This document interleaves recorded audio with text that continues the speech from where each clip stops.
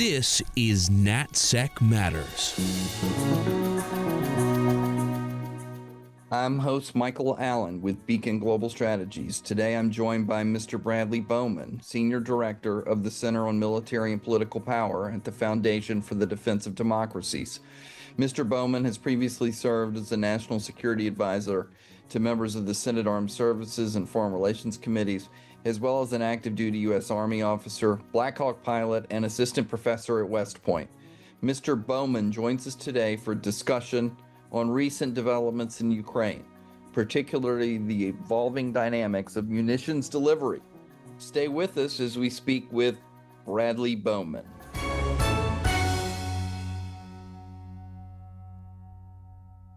Bradley Bowman, welcome to NatSec Matters. It's great to be with you. I'm really looking forward to the conversation. Well, this will be terrific. There's been so much news of late on Ukraine, not only developments on the ground, but President Trump seemingly okaying the continued transfer of U.S. weapons to Ukraine, although apparently through NATO. So let's get right into that. Bradley, were you surprised at the president changing his policy from I'm going to put a lot of pressure on Ukraine to I'm going to begin to put more pressure on Vladimir Putin? You know, I was not surprised for a couple of reasons. One reason was, as someone who tries to call balls and strikes here, regardless of who's pitching in these partisan, tribalistic times in Washington, I was disappointed that at times President Trump seemed to suggest false moral equivalence between the invader and the invaded, and it seemed like the policy up until recently often amounted to sticks for the invaded and carrots for the invader, which is obviously directly backward. And I felt strongly throughout this that was going to lead to bad policy, and that was of course on full display in the Oval Office meeting between President Trump and President Zelensky, where we were basically blaming the victim, and I felt that undermined American national security interest. And I took some hope throughout those kind of dark months that the president was in anything if not mercurial at times, and one its strength of being mercurial is if you got a bad policy, there's a chance that it might change. And so I'm very happy that the ill-advised suspension, the second suspension, major suspension we've seen in these early months, the Trump administration was eventually reversed. If you take the president at his word, this was done by the Pentagon without him knowing, and I'd love to dive into the details and some of the homework that the Pentagon may or may not have conducted, may not have gotten an A in most classrooms, and so I'm glad that he's reversed it. But as H.R. McMaster has said in his book At War with Ourselves, and H.R. is chair of our center here that I lead, and I worked for him in Afghanistan in 2010. That the president, when presented with facts and HR's experience as his national security advisor, is able to make good decisions, but the challenge has been whether he can stick with them. And often would be the case, you have an individual like Steve Bannon or someone who comes in later and tells the president something, and then you see a good policy overturned. So I feel that we're in a more positive moment where we're beginning to head the right direction in terms of the ending of the suspension and this deal announced, but I do have concerns about it not being broad enough, quick enough, assertive enough, comprehensive enough, and whether we'll stick with it. Okay, well, let's begin to get into that. But first, let me just ask you just to reset, because those of us who support Ukraine are often accused of, not being in favor of what's in the national interest of the United States. Let's just start at this basic principle. Why is supporting Ukraine in the national security interest of the United States? Thank you for that question. I think that is the most important question. I studied grand strategy at Yale and taught it at West Point, and we can debate whether America is capable of grand strategy. We need 3 hours to discuss that. But one of the first things one learns in studying strategy, and you've practiced this, of course, Michael, in the NSC and on the Hill, is that you begin with the end, right? In your personal life, in a company, or for a nation state, you should begin with the end. What is the objective? And I think my review as a student of history, my review of history and human nature, tells me that what happens in Europe matters to Americans. Let's not forget that we saw 2 world wars start in less than 30 years in Europe. And both times Americans didn't want to get in, and we were pulled in. And more than 500,000 Americans across those two world wars paid the ultimate price. Why? Because what happens in Europe matters here at home. Europeans are our most important economic trading partners. We cannot have a hostile power controlling the sources of power of the European continent. And we're also seeing this emerging, what I've been calling for a while, me and HR and others, this axis of aggressors, this growing cooperation between China, Russia, Iran, North Korea. So when you see, to use a playground metaphor, when you see the bullies getting together and coming around the corner, they're coordinating in ways that we haven't seen. They're allowing this coordination, this cooperation is allowing each of them to have increased military capability, capacity, readiness, and resilience, making each of them more formidable, presenting us with the possibility of major power war at the same time in the Baltics and the Taiwan Strait. When you have a geostrategic environment that the Bipartisan National Defense Strategy Commission last summer called the most dangerous we've seen since 1945, I agree with that. In that moment, it's a good time to have friends, and not just any friends. I'm not talking about friends that you chum around with at Davos or you toast in Brussels at cocktail parties. I'm talking about friends that put their money where their mouth is. I'm talking about friends like Ukraine, who's engaged in the largest war in Europe since World War II that they did not start, that are defending common principles, defending common interest. And what's at stake here? What's the fundamental contest here? I'm getting a little Clausewitzian here. This, war is politics by other means. What's the political question? What's the policy question? The question is, this goes back to the Million dialogue. Sorry, Thucydides fans. Might makes right authoritarianism. Do we want to live in a world where the strong do what they will and the weak suffer what they must? Is that the kind of world we want? That feels a little state of nature to me, a world we don't want to live in, a little Lord of the Flies. Or do we want to live in a world where borders are respected and when a beleaguered democracy is invaded in an unprovoked manner, that we stand with them? Now, if you're saying, okay, that's fine, I hear you, Europe's important, but it's not the most important thing, Bridge Colby would say, who I consider a friend and I respect him, but we disagree on some of these issues. He would say, Brad, okay, I agree with you, you begin with the end, but the essence of strategy is also the coordination of ends and means, and you have to begin with the following, that our means are not infinite, therefore you have to prioritize and mitigate risk. I agree, Bridge, and that's also why in the Army, for example, as a former Army officer, I know that you have a main effort and a supporting effort. Well, if only the most important thing matters, then why would you need a supporting effort? Because the supporting effort can support the main effort, and if you don't allocate sufficient resources to a supporting effort, then small problems become bigger, and that is going to be a body blow to your main effort. So if you're sitting here and listening to me and you say, okay, that's fine, Europe matters, I don't like this unprovoked invasion, but China's the number one threat. I agree. We got to do more in the Pacific. I agree. But if we have a major war in the Baltics, because Putin assesses that we can make a good show of it for 3 years, and then we lack the will to stick with it, and that incentivizes, and we've missed the opportunity to further degrade the second leading military conventional threat we confront, that increases the chance of war in the Baltics, which would be a body blow to everything that Bridge Colby wants to do against China in the Pacific. It's the same argument I use in the Middle East. Yes, the Middle East is not the main effort, but there are important American interests there. And if you don't allocate sufficient resources, you're going to have to go back later at greater cost, men, material, resources, time, and attention. And if you don't believe me, look at what we did in 2011 from Iraq. We did a timeline-based conditions ignoring withdrawal. We had to catalyze a series of events that led to the ISIS caliphate. We had to go back later at a higher cost in 2014. Mm-hmm. So I'll end with this. We have a partner in Ukraine that is motivated to defend common interests and principles, and is, as we speak, dealing body blows to a member of the Axis of aggressors and the second leading military conventional threat we confront. When you have a partner like that is not asking Americans to fight and die, and is simply asking for a baseball bat over the back fence so that he can brutalize the home invader, Vladimir Putin, so he reconsiders his line of work and doesn't invade your home next, supporting such a partner is not charity, it's a wise investment. All right, what about this argument, though, that, and I used it too at the beginning of the war, that we were degrading at a relatively low cost the second biggest threat to the United States in the world, in the Russian army. But now, and I think that did hold for a long time, now it seems like the Russians more or less are able to continually find newer personnel. General Cavoli has said that their economy is now on a wartime footing.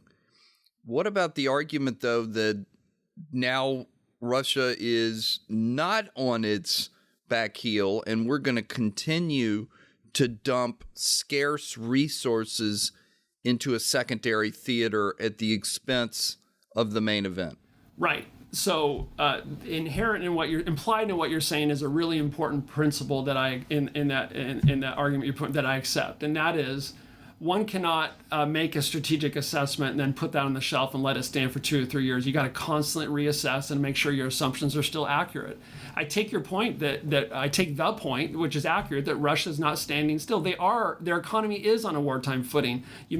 Some of your listeners may have seen the Defense News article published quoting a German military official saying that Russia's expanding its production of Shahed-type drones, these one-way attack drones or suicide drones that Iran first provided, speaking of the Axis, that Iran first provided to Putin to murder Ukrainian women and children. They want to expand their production in Russia of these Shahed-type drones so that they can launch drone attacks above up to 2,000 in a single strike, okay? So they're not standing still. Vladimir Putin, the former KGB colonel, as John McCain used to call him, doesn't give a darn about sending Russian young people to their deaths in a war of choice. And so what do you do with that? So if you accept what I'm saying, that America has important interests there, and the point I didn't make that I'll make now, that what we do in Kyiv won't stay in Kyiv, that Beijing's watching to see whether we have the political will to put our money where our mouth is. If we're not willing to spend less than 2.8% compared to what we spent on the Pentagon over the same time period to pass that baseball bat to Ukrainians, why would Beijing think that we're going to send thousands of Americans to Taiwan straight, with many of them paying the ultimate sacrifice? So yes, they're taking steps that is making them more formidable. But it's, in some ways, you could view this as a disaster avoidance strategy. It's like two cars nose to nose with both drivers, the pedal to the metal, the tires squealing. If we stop supporting the Ukrainian car, what do we think is going to happen? You're going to go from Russians controlling 20% of Ukraine to them controlling more, of subsuming the whole thing, which would be a national security disaster for Americans. So do I see a path in the next 6 months where the Ukrainians take back Crimea and all the Donbass? I do not. But I do see a path to absolute disaster for Ukraine and for us, and that's at a minimum what we need to avoid. I wrote an article in the Wall Street Journal that talked about if we were to pull out, this could constitute Trump's Afghanistan, because it's very possible that the Russians could move further westward and you could see the collapse of Ukraine. Do you agree with that? Is that realistic, or the fact that the Ukrainians are hanging in there pretty much guarantees that they'll hold them off? I'm confident that bad things would happen if America stops supporting Ukraine. But again, the variables on our side are changing as well. And here's what I see. I see a window of vulnerability for the next, pick your number, 1 to 2, 1 to 3 years at a minimum, where American defense production, American weapons arsenals are vital, while our European allies are belatedly finally starting, most of them, to spend what they need to on defense, building their production capacity, building their inventories, and increasing their ability to help Ukraine. So that, I think Vladimir Putin understands that. That's why he's waging an information war in the United States and using useful idiots here to try to deceive Americans that we don't have interests at stake, because he understands how vital American weapons are in the 1 to 3 year time frame, while Europeans are increasingly stepping up to the plate. So what I see on the battlefield in Ukraine is gradual, slow, high-cost gains by the Russians. I see Ukrainians fighting ferociously to defend their homes against this unprovoked invasion. The Ukrainians are going to continue to fight with or without our support. There's just going to be a lot more dead Ukrainians and a lot more Russian progress. I don't think we'll see Russians in Kyiv the next week or the next month or the next 6 months, but they will make faster gains if America misunderstands its own interests and abandons Ukraine. But I think that the Europeans will see that and are increasingly stepping up. We just got to get through this window of vulnerability here of about 1 to 3 years, in my view. Yeah, I agree with you. If we pull out, they're going to be able to make more progress before the Europeans can stand up. All right, let's get into what we believe to be President Trump's current policy as it pertains to munitions. He seems to be saying that we're going to keep the flow as it is going, and that At some point, if not instantly, then in the near future, the Europeans are going to begin to foot the bill for everything we transfer. Is that how you understand the current policy? It's a very reasonable question because, as has unfortunately been the case with many of the announcements coming out of the White House, that they're a little confused, sometimes self-contradicting. My current understanding of what the president announced is at its most basic level, and we can get into more of the details if you want to. It is American weapons paid for by Europeans delivered to Ukraine, obviously. Now, where do those American weapons come from? Well, some of them are going to come from European inventory. So American weapons, European inventories, paid for by Europeans, sent to Ukraine, and then backfilled, a commitment from the United States to backfill those European countries that send their own American-produced weapons to Ukraine. At a minimum, it's that. It may also be weapons in the United States, obviously produced by us, sent to Germany or another country and then delivered to Ukraine. But at the bottom line level, it's American-produced weapons, European money sent to Ukraine. Why is that so appealing to the Trump administration and frankly much of his political base? Is because we've honestly had these untruths being foisted so much that we're getting ripped off, that we're spending so much more than Europeans, that we're getting bamboozled and taken for fools, which is all false. It's all false. This is, as I argue, this is a wise investment, not charity. The Europeans, if you put together all assistance provided Ukraine, have spent more than us. Yes, we've spent more on security assistance, just barely, but again, put that in perspective. Let me just hammer this point home to your listeners, if I may. And our number was as of last September, so it's gotten lower since then. It's 2.8% or less compared to what we spent on the Pentagon at the same time period. Helping Ukraine continue to exist, degrading our second conventional military adversary, decreasing the chances of a direct war between the US, Russia and NATO, something we avoided during the entire Cold War, and sending a very positive deterrent message to Beijing that decreases the likelihood of aggression in the Taiwan Strait. All for less than 2.8%. That is a bargain. But unfortunately, we've had talking heads and useful idiots repeating Kremlin talking points, suggesting that the amounts are much higher than that and that this is charity and not investment. And so now we have a significant chunk of the Republican Party that is only interested in either loans or Europeans paying for everything. And by the way, one other benefit I didn't mention, we're getting a backdoor modernization of the U.S. Army.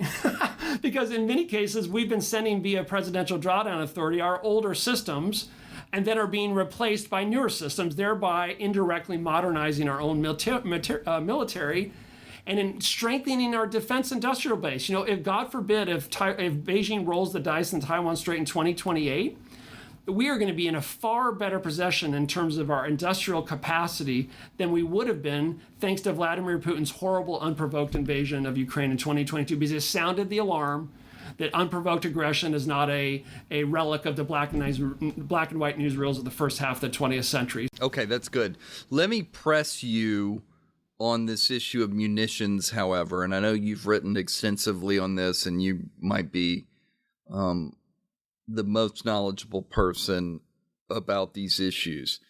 Is it true that so much of what we're sending to Ukraine is usable in Taiwan, and therefore we are wasting precious resources on the second most important theater when we ought to be getting Taiwan ready for an assault? Thank you for that question. I swear I won't go on too long, but let me just quickly, with your permission, just summarize two major studies we've done. The first is our Arsenal Democracy monograph, which your listeners can Google my name, fdd.org, Arsenal Democracy, to pop right up. This was a 2-year project that me and my colleague and co-author Ryan Brobst undertook, and we undertook it for this reason. We were concerned almost 2.5 years ago that people would look at weapons deliveries for delays, weapons delivery delays for Taiwan, and try to blame that on Ukraine as a backdoor way of arguing we should cut off Ukraine. And we said to ourselves, hey, that's an empirical question. We can look at what delays exist, ask ourselves why, and see to what degree we can blame Ukraine for that. That was research question number one. And then after October 7th happened, we added Israel into the mix to ask the same question, fearing that we might see a similar dynamic with respect to Israel. And then, frankly, hearing some of our critics' voices in our heads, we said, okay, it's not just enough to assess whether we can blame Ukraine for those delays. We also need to assess the health of the respective defense industrial base. So we identified, Michael, 25 weapon systems that overlapped between Taiwan, Ukraine, and Israel, or potentially overlapped. And then we asked ourselves, was there a material delay in delivering those weapons to Taiwan or Israel resulting from U.S. assistance to Ukraine? And those listening closely will say define material. Material we defined as more than 1 year. Okay, and we did that based on a whole bunch of things, including 2027, 2028 estimates and so forth. You know how many material delays to Taiwan could be blamed to Taiwan or Israel could be blamed on Ukraine out of those 25? Zero. Okay, but before people start howling, what are you talking about? You know, the arsenal of democracy is a shadow of itself. So then we asked ourselves, okay, of those 25 weapon systems, green, yellow, red, what is the health of our production capacity, our inventories, and that sort of thing?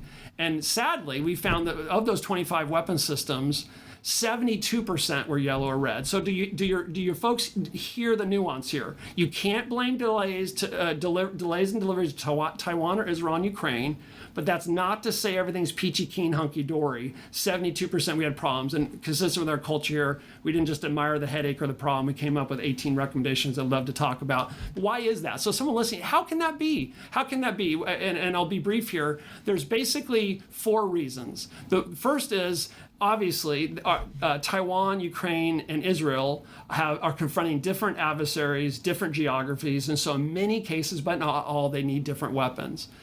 And secondly, when there is overlap, the respective production lines are often, but not always, healthy and or expanding.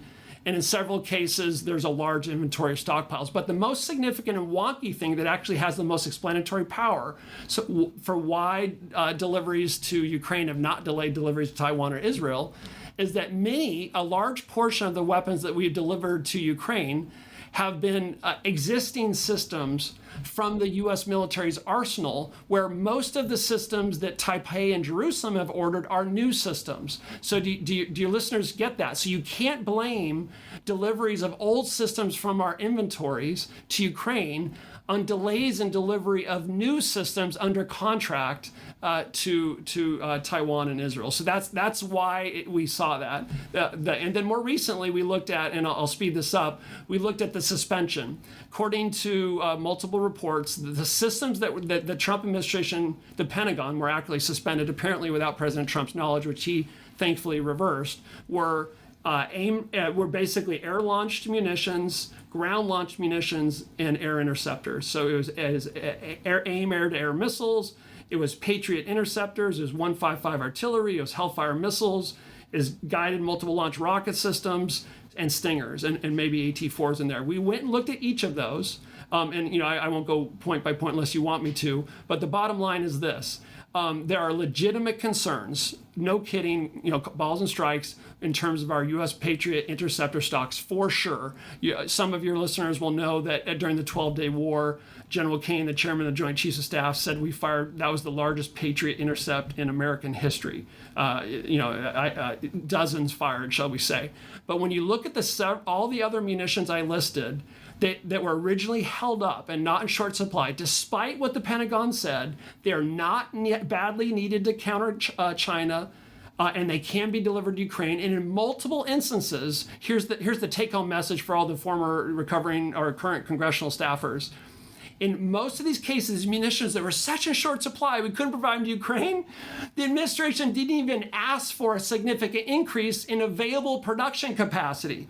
So that means that they either had an insufficient budget, we could talk about that, or believed that stockpiles were good. So if stockpiles are good, what explains not asking for increased production? And I could go point by point through each of those if you wanted me to. Well, I think you're right. I mean, for one thing, I remember one of the chief adversaries to Ukraine not engaging with you on Twitter on the facts of your study. And that was just reflective of a larger attitude of they would rather have the issue than try to solve it. But let's let's double click one more time on what exactly happened in the Pentagon over the last couple of weeks. The reports are that a memorandum went up to the secretary and the secretary signed it out over to the White House, seemingly freezing some Ukraine assistance. And first of all, it was strange that they wouldn't have checked with the White House before they signed that out. but I've heard that there are real questions about whether they had consulted every single person inside of the chain of command at the Pentagon on just how many of these munition systems were available, and that in fact there were more available. Does that sound right? Yeah, no, that sounds generally right to me. I won't pretend to know that I know about memo passing and who knew what in the Pentagon. But what seems clear is that this was a Pentagon decision that President Trump himself said he did not know about, and that I agree with you. That is extraordinary. I mean, talk about a grand, we know that the vast majority of decisions related to the Department of Defense never leave the Pentagon, and that's appropriate. But, that top 1% to 5% do, and this would certainly be one of them, right? So, oops, not a great decision to not make sure the president knew about this one. And it turns out, as you can tell, I'm not afraid to be respectfully critical of President Trump, but he got this one right. If you look at Dan Caldwell, the former kind of junior advisor to Secretary Hegseth, who left, he published a letter in the Wall Street Journal that H.R. McMaster and I addressed or responded to, and he made the argument that that we had to that President Trump was wise to suspend this, even though the Pentagon did it. That argument didn't really stand the test of time very well, because our President Trump, once he was made aware of this, reversed it. And without running through each of the details, when we looked at each of those munitions, acknowledging the real issue with Patriots. Sidewinder missiles. We've gone from 1,200 production of Sidewinder missiles to 2,500 per year. The Trump administration requested 603 Sidewinders in fiscal year 26, compared to 846 in fiscal year 20. So, oh my gosh, we're so short. We're going to only request 603, less than we've requested several years ago. And, I can go point Stingers, right? Stingers. We don't have enough Stingers to provide to Ukraine. Oh, really? Okay. Well, if you look at those numbers, you're going to have the U.S. Army, everyone talks about, we can only produce 60 per month. Well, the 60 per month have been for foreign partners. The U.S. Army is going to start to receive 60 per month next year. And we finally worked out the redesign on the Seeker head. And so you're going to have massive inflows of Stingers going into the U.S. Army, allowing us to transfer more to Ukraine. Hellfires.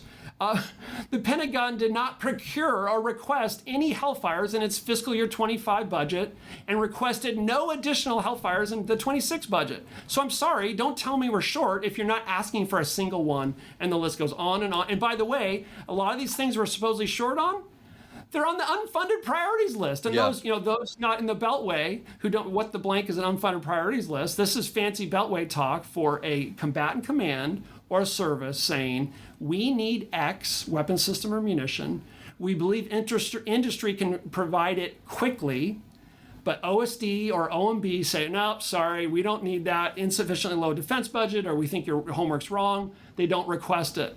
So for many of these key munitions, you have the combatant command or the service saying we need it, but it wasn't included in the budget request. So I'm sorry, both of those things can't be true. Right. Which is it? I think I know which is true. And now the Congress, and in particular the Senate, is doing a great job of adding some of this back. Yes.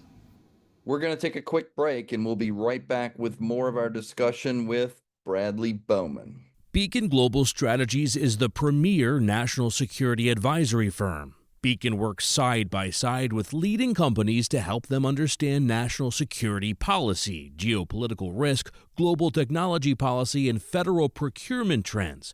Beacon's insight gives business leaders the decision advantage. Founded in 2013, Beacon develops and supports the execution of bespoke strategies to mitigate business risk, drive growth, and navigate a complex geopolitical environment. With a bipartisan team and decades of experience, Beacon provides a global perspective to help clients tackle their toughest challenges. All right, well, let's talk, because I want to get to what the Ukrainians need the most. But first, Bradley, give me your sense on where the war stands. For the longest time, I've sort of shorthanded it as Russia is making incremental progress at great cost. Yeah. I now hear from other experts that they're doing a little bit better in terms of territory, but it still comes at tremendous cost. Handicap for our listeners, what is the state of the war? Is there a particular objective that you can identify that the Russians are after here this summer and into the fall? And how does that play into President Trump's eventual desire to get back to peace talks? It's a great question. I think you nailed it. I mean, I literally, what I was going to say, I swear before I heard you say it, is great minds think alike, is that the Russians have been making incremental advances at a little bit of a higher rate of speed, if you will, if you can call it speed, since May. But at incredible cost, just thousands of casualties per month, which is extraordinary. I mean, if you just let that number wash over you, some of the numbers we're seeing on casualty numbers. We've seen increased use of missile and drone bombardments, obviously against civilian infrastructure and civilians, but also against military and military industrial sites. We see the Russians doubling down on domestic production. For 2.5 years or more now, I've been crudely calling what we're seeing in Ukraine World War I with drones. And what I mean by World War I is you kind of have these front lines that, at least for a while here, have been not completely static, but just not moving a ton, but with this huge element, this new element, arguably the first major war where on both sides drones are playing such a central role that makes cover and concealment, the massing of forces, surprise attacks, almost impossible, making the kind of warfare that we've attempted in the past to train the Ukrainians on, of combined arms warfare that involves the massing of forces and surprise and the integration of infantry, artillery, aviation, air, the whole, all that together, incredibly difficult. And so little surprise that we've seen very few dramatic breakthroughs or penetrations that either force has been able to exploit, if you accept what I'm just saying. And so in that kind of conflict,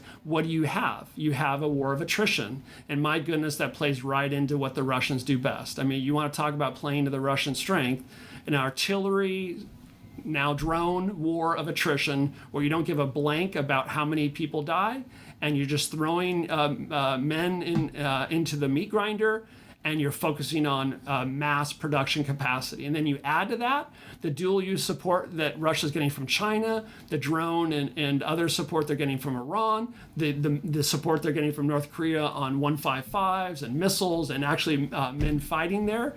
Then that's allowed Putin to increase his capacity, his capabilities, his resilience, and his readiness. And so where I land, and I argued this in writing a few months back with some colleagues, is that's all kind of depressing, but here's something encouraging. American support for Ukraine is far more sustainable, I still think, even though I acknowledge that the variables are changing, as your question said earlier, than Putin's war.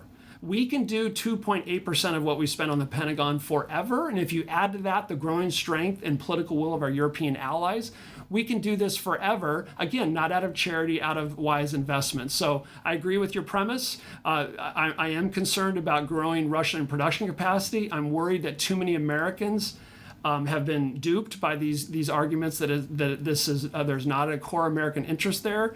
And I'm worried that Americans don't realize. I don't want to be one of these guys that's like a fear monger. I really, right? There's times when you really need to be scared, so you should not tell people to be scared of unless things are truly scary. But I've been doing this a while, like you have, Michael, and I have not seen a geostrategic environment where you put everything together.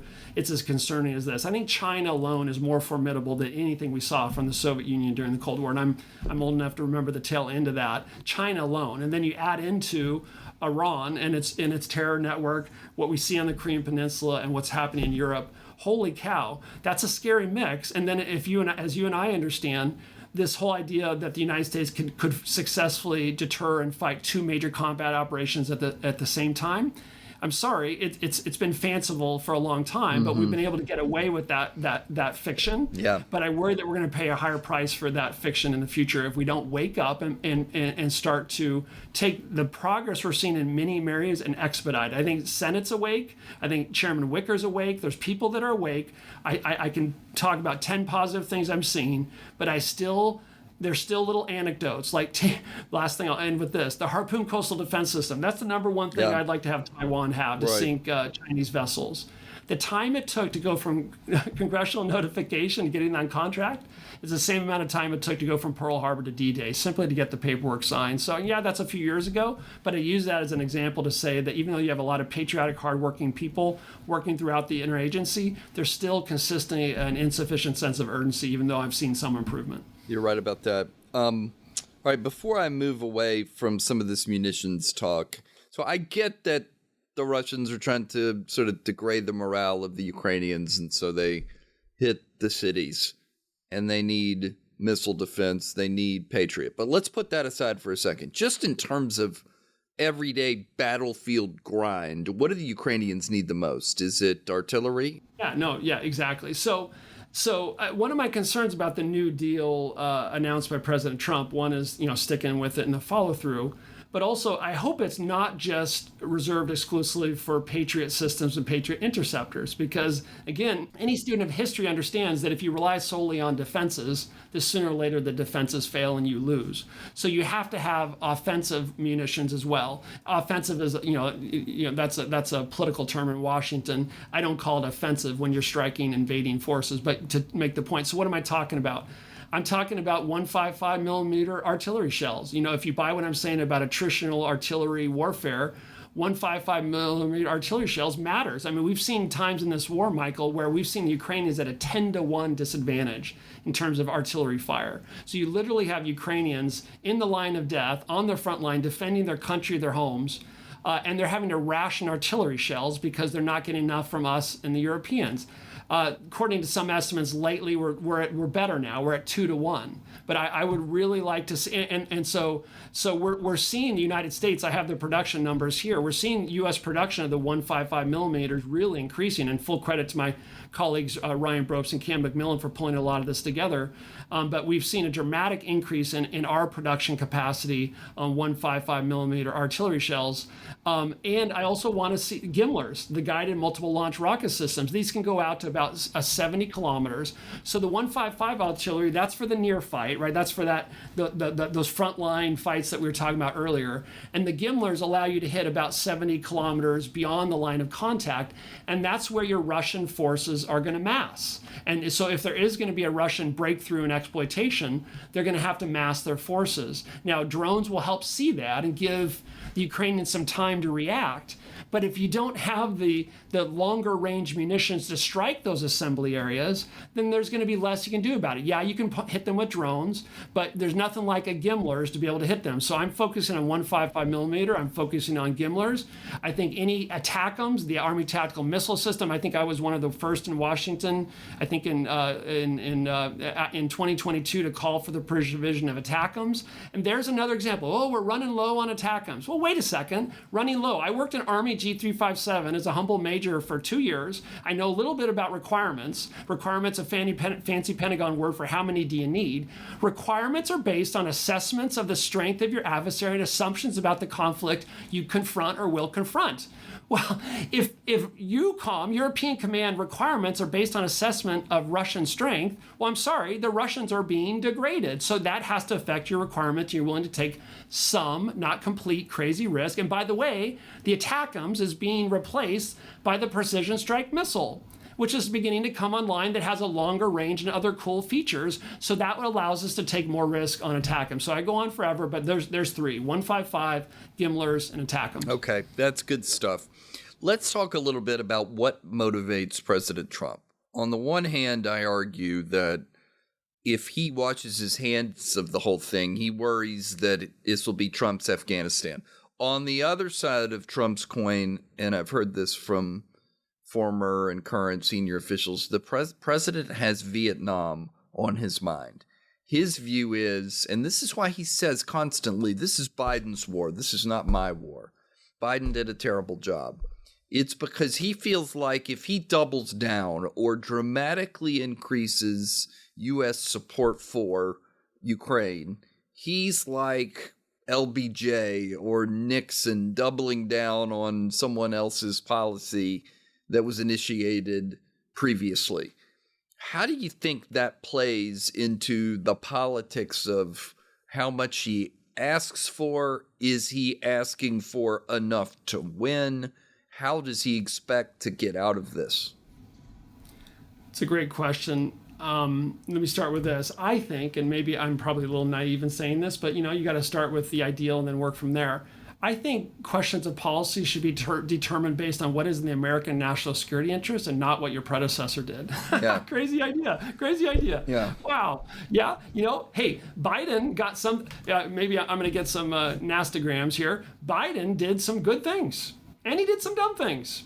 So any approach that says if Biden did it, I'm going to do the opposite is a dumb, pedantic, juvenile approach. So you know what? I can give you a 3-hour speech on all the things about Biden's foreign policy I didn't like, but he was right on Ukraine. Now, to President Trump, I'd say, you know what? You're right to be afraid of an Afghanistan outcome because it's possible.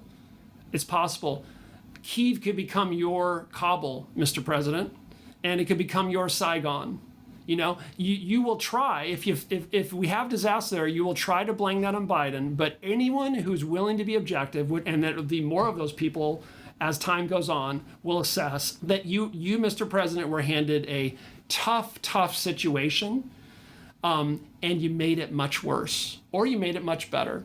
And so at a minimum, avoid a disaster in Ukraine. If there's a disaster, I, for one, from my little foxhole, will speak the truth, and the truth will be, Mr. President, you took a tough hand and you made it worse, and you're responsible, and you alone are responsible for the catastrophe. And that is what I will say. I'm careful with predictions these days, but I will say history will agree with that assessment because it will be true, and no amount of gaslighting will change it. So I think the president is right to be concerned that he might have his own Kabul or Saigon on his hands if he makes the wrong decision and listens to too many Steve Bannons or Tucker Carlsons.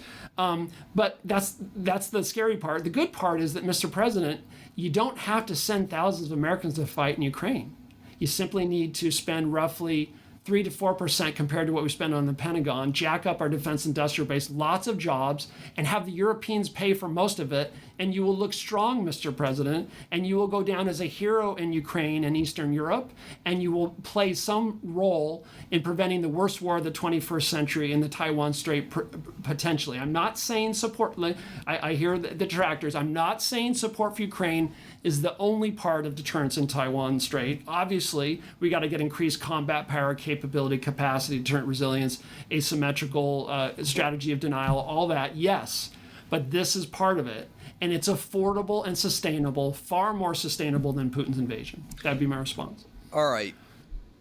Let me make sure I understand your position, and let's sum this up here. Your position is that there are many good things that arise from the United States backing Ukraine at 2.8% of its military budget. The United States can do both Taiwan and Ukraine at the same time. But if you need more weapons or munitions, by God, ask the Congress for it to continue to ramp up the U.S. defense industrial base, which is in a better shape because of what we've been giving to Ukraine, but could and needs to be ramped up even further because of the threats we face. Is that it, Bradley? That's a pretty good summary. And that 2.8% number, that's of Pentagon, the equivalent of Pentagon spending. I'm making the argument that we can afford this on that. Yes, that's a good summary. One example, everyone, I conceded the Patriot point. But even there, I have a counter criticism. If you look at the Army's unfunded priority list, see previous comments about what the unfunded priority list is, it includes a $300 million request to modernize the PAC-3 interceptor line. Yeah. So what am I telling everyone? I'm saying that the Office of Secretary of Defense thought it was wise to not put the Army's request to modernize the Patriot interceptor line in the budget request that went to Congress. You know what else Office of Management, that was OSD, what Office of Management Budget did? They submitted a defense budget request for fiscal year 2026, which is the same as last year, that doesn't keep up with pace with inflation, which is effectively a defense reduction when you consider inflation. Now, I get it, reconciliation is going to help, but they were assuming on something that had not happened yet with reconciliation. So there's a real dissonance between ends and means. So yes, will there have to be some tough decisions made to make sure our forces are armed first? Yes. Will there occasionally be tough choices between, do we send this first to that country or that partner or that? Yes. But my goodness, we can help ourselves in every one of those cases by stopping this just-in-time model on munitions and weapons that works for Walmart but doesn't work for the Department of Defense. And here's something I've been saying for 3 or 4 years. Look at the weapons delivery queues. You know, Michael, I don't know, maybe everyone think tank land likes to think they're the only one saying something, but I've been an early and sometimes lonely voice on saying first come, first serves works at the McDonald's drive-thru, but it doesn't make sense in weapons delivery queues. And I was told in a very condescending way by lawyers and others, impossible, can't do it. Well, I'm sorry. The Biden administration did it, and now the Trump administration did it with Switzerland. They're doing it with Switzerland. Why is this so crazy? Rather than having an ad hoc look at weapons delivery queues, that once a year we should look at key weapons and munitions and say, are those delivery queues aligned with our national security strategy and national defense strategy? I'm sorry, Morocco, you might have to wait. Exactly. I'm just picking Morocco. 2 more years, and we'll send interim capabilities. We'll do more military exercise. We might even position some rotational forces there. But we need to send that to Taiwan, Ukraine, or Israel, because that is more important for U.S. national security interests. I it should totally be an agree. ad hoc approach. It should be systematic. Yeah, and I'm glad they're going to skip Switzerland in line. Okay, so as we begin to wrap up here, here's a fear I have of the president's new policy. He doesn't seem to want to ramp up military assistance to Ukraine, which leads me to believe that his policy might be the same as Joe Biden's, which I think was enough not to lose, not enough to win. So here's the president trying to enable negotiations, condition Putin to make concessions. And we can get into the sanctions part of this, but essentially he's not going to do any sanctions on Putin for 50 days. So we have the same policy as Biden. Is that really going to get Vladimir Putin to the negotiating table and condition him to make concessions? I want better than Biden. I want better than Biden. But am I wrong in saying that this is, if he's just going to continue, it's going to be more like Biden than not? Putin is my assessment, if folks haven't heard it already, is a stone cold killer and aggressor that will push his Russian bayonet as far forward until he hits something hard. And for the last 7 or 8 decades, that hard thing has been American political will and combat power in NATO and Eastern Europe. I don't know. I don't think Putin's capable of negotiating good faith, but he is capable of negotiating his self-interest. And to use the George Shultz quote that I overuse, if you don't have the shadow of power over the negotiating and bargaining table, it's appeasement. We have not cast the shadow of power sufficiently over the negotiating table. And so big surprise that Putin says nice things on phone calls with Trump and then sends foreigner drones the next night or two that Melania tells Trump about. So I'm confident that the current strategy will not work. I suspect that even a full restoration of Biden's approach would be insufficient. There's a stronger path forward, but there's real, that sounds all vacuous. Here's specificity. We're going to run out of presidential drawdown authority money in the next few months. So we're going to, and by the way, and much less the money to replenish those weapons coming from U.S. arsenals. And President Trump and some of his MAGA supporters on the Hill have resisted a new USAI, Ukraine Security Assistance Initiative. So what we've had happen, and I should have said this earlier when you asked the first question, we've seen, other than the 2 suspensions, we've seen the flow of weapon systems to Ukraine that were stuffed into the back end of the pipeline of Biden. But eventually, those are going to come out the other end, and there's nothing more in the pipeline. And that's a disaster. So, we really need Congress, in my opinion, stepping up and taking a leadership role and authorizing more PDA and explaining to the president why it's interested to support that. Providing appropriations to replenish those PDA transfers, very important. Don't miss that. Otherwise, you reduce U.S. military readiness. And authorize and appropriate new USAI, and you got to go to secondary sanctions. I am skeptical that we're going to put sufficient pressure on Putin to come in any sort of form to the negotiating table without secondary sanctions, and it's got to focus on oil exports and oil revenues that are helping to fund this largest war in Europe since World War II. So I agree with you. We need more presidential drawdown authority and more ability to give Ukraine. But isn't Trump's answer, and Trump is the one running the policy, isn't his answer, no, you don't need that. I can transfer stuff over and the Europeans are just going to write us a check. Yeah. So just you know this, but just so everyone listening does, when I say PDA, it's Presidential Drawdown Authority, is saying you can transfer stuff from the U.S. Army, pick your services arsenal, up to this dollar amount. Yeah. You can transfer it. But what we've had in the past at times is you don't have the appropriations to replace that. So while I've supported a lot of those PDA transfers, if you don't have the appropriations to replenish it, then you're degrading U.S. military. But he's just going to say, "Oh, well, European. I don't need an appropriation." Right. But here's my point. Here's my point, and it's accepting the wisdom of what you're saying. I'm saying authorize more PDA.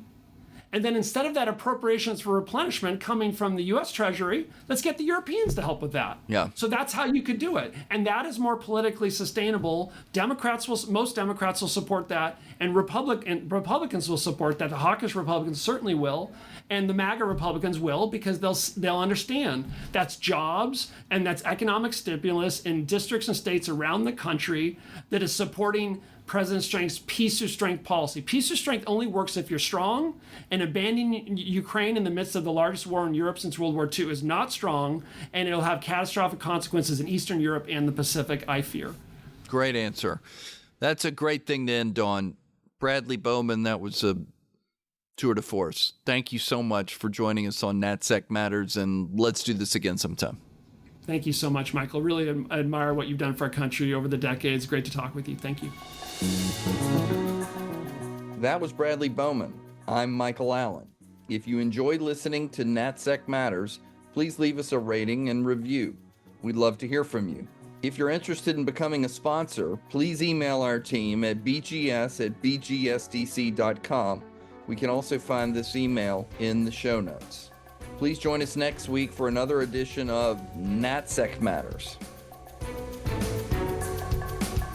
NatSec Matters is produced by Steve Dorsey with assistance from Ashley Berry. NatSec Matters is a production of Beacon Global Strategies.